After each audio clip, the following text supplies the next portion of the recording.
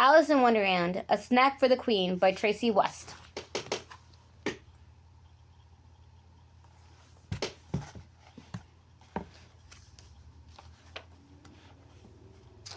It was a lovely afternoon in Wonderland. Alice was walking through the woods when she spotted the White Rabbit, who was in a great hurry again. "Is everything all right?" she asked. The White Rabbit stopped. "The Queen of Hearts is hungry, and there's nothing in the palace that seems to satisfy her. If I don't find her a tasty treat soon, she'll have my head."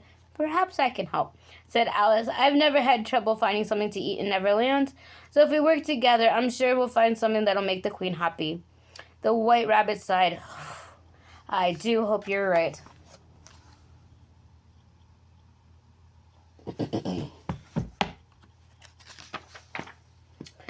"Have you tried asking the Mad Hatter?" Alice asked. "His tea table is always filled with treats." "Oh, no. I try to stay clear of the Mad Hatter," said the White Rabbit. "He's always causing trouble."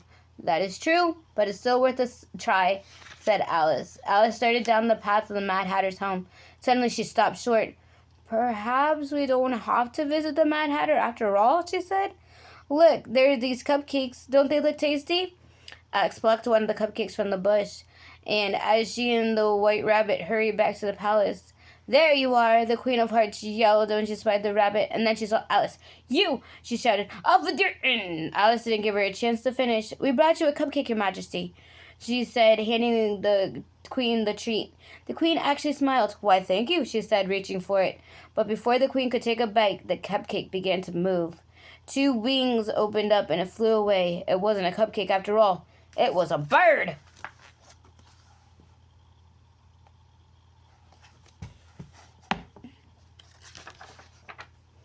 Alice and the White Rabbit ran quickly from the palace. They hadn't gone far before the Cheshire Cat appeared on the path in front of them. "We need a snack for the Queen," Alice said. The Cheshire Cat looked down at the berries in the bush beneath them. "Take her these berries," he suggested. "But those aren't blueberries," Alice said. "They're red." "Red or blue, they are quite tasty," said the Cheshire Cat. "The Queen is very important," impatient, said the White Rabbit, "and if we don't bring her something else..." Alice agreed. It seemed like she had no choice.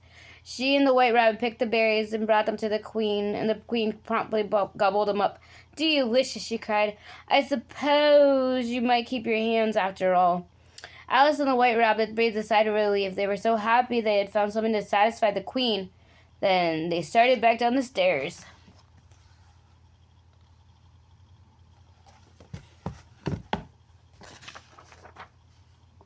Then the Queen noticed something. Her fingers were blue, and her hands and her arms. "What have you done?" she shrieked. "Oh dear, this must be why the Cheshire Cat called them blueberries. They looked red, but then they turned you blue when you eat them."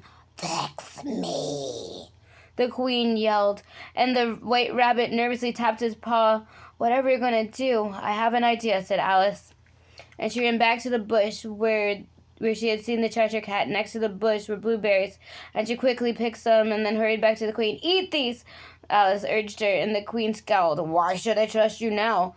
"Well, I'm guessing," Alice said, but if you don't try, you'll stay blue." The Queen frowned and ate some blueberries. Slowly, the blue faded from her skin. "I suppose that works," said the Queen, "but I'm still hungry."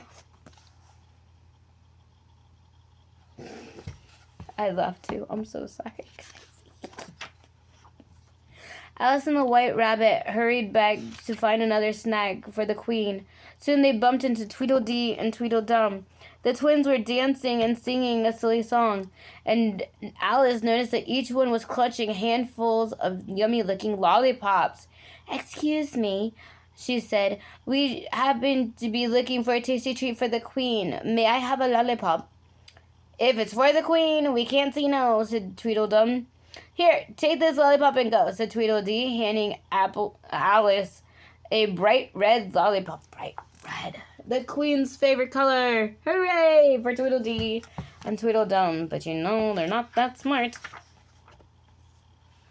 Alice and the White Rabbit raced back with the red lollipop for the Queen.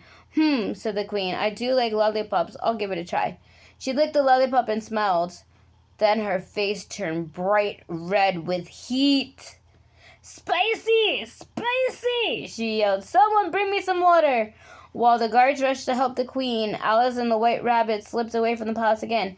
That's it. I'm going to the Mad Hatter's house, said Alice. I'm sure he will have a tasty snack for the queen. I'll wait here, said the White Rabbit. And Alice quickly made her way to the Mad Hatter's house, and she found him serving tea with the March Hare. Excuse me, she said, but I was wondering if you could help. The White Rabbit and I need to bring the Queen of Hearts a snack in a hurry. She's very hungry. The March Hares perked up. The Queen, you say? He looked at the Mad Hatter. Yes, I did, said Alice. The Mad Hatter grinned and handed a cookie to Alice. This is exactly what she needs, he promised.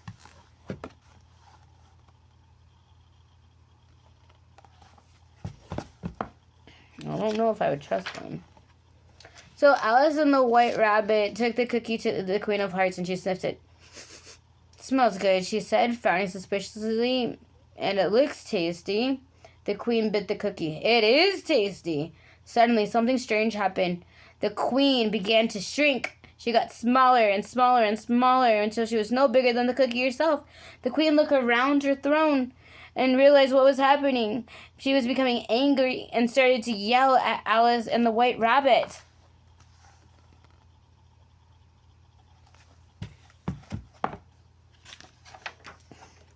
Guards! Guards! Up with their heads, she shouted. But her voice was so tiny and squeaky that the guards didn't even hear her, and Alice and the White Rabbit ran away. The Mad Hatter was right, Alice said with a giggle. That cookie was exactly what the queen needed. Yeah, there you go. I tried. But yeah, that's the next one.